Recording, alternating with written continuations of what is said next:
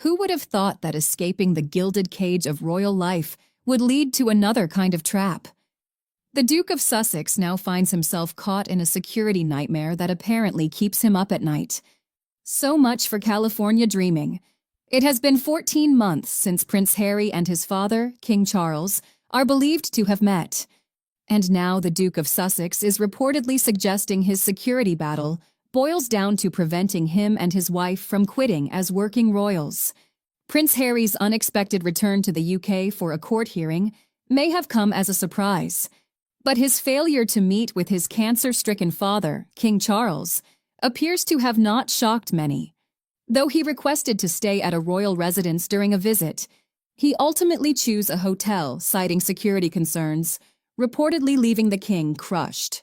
Sources suggest Harry believes his father could help restore his official security, but a palace insider called that wholly inaccurate.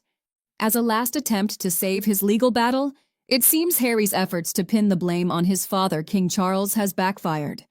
One of his friends revealed Harry gets unavailable right now.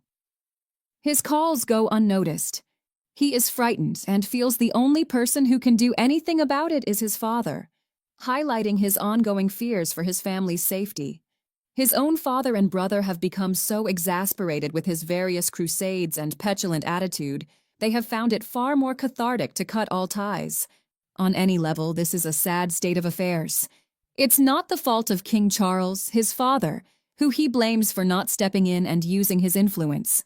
Once again, Harry fails to understand that the king cannot get involved in what is a governmental matter. In a parallel universe, Harry would have been front and center, flying the flag for the UK and the monarchy, but now finds himself on a path increasingly difficult to turn back from. Much of Harry's fight about his personal security stems from this error of judgment. By revealing what he did, he put not only himself, but others in danger.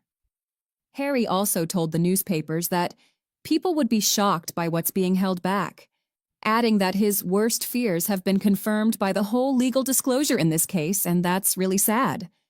But the question of who should pay for their security has remained a thorny one. Harry and Meghan argue that their safety is still a matter of public concern, given their unique position as global figures and the intense media scrutiny they face. Critics, however, see things differently. Many argue that the couple can afford to fund their own security, particularly given their lucrative deals with companies like Netflix and Spotify. Others question why, after choosing to live in the United States and stepping away from royal duties, they should still expect the British government to provide protection. Just after leaving court on Wednesday, the Duke of Sussex told the legal disclosure had confirmed his concerns about his and his wife's safety, calling it really sad. The 40-year-old prince admitted feeling exhausted and overwhelmed after spending 2 days at the Royal Courts of Justice. Prince Harry gave dozens of war casualties a surprise this week in a trip to Ukraine that was wrapped so tightly, nobody knew he was there until he was back in the air.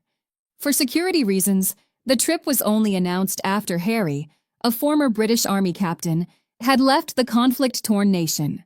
His visit came as the UK unveiled a fresh $450 million military aid package for Ukraine as part of a broader effort to strengthen Western resolve against Russia's ongoing war. The announcement comes ahead of a high-level meeting in Brussels where 50 nations are expected to align efforts to pile pressure on Vladimir Putin, in the words of UK Defence Secretary John Healey. The court case has reignited discussions about Harry's relationship with the UK and the royal family. Supporters view his efforts as a principled stand for fairness and the safety of his loved ones, applauding his willingness to challenge powerful institutions. Detractors, however, see it as an unnecessary escalation, driven by a need to assert relevance after stepping away from royal duties. Public opinion remains split. Some admire Harry's determination to protect his family, while others question whether the legal battle is a justified use of resources, both his own and the public's. The costs of the case, both financial and reputational, continue to fuel debates about privilege, responsibility, and the complexities of life as a non-working royal.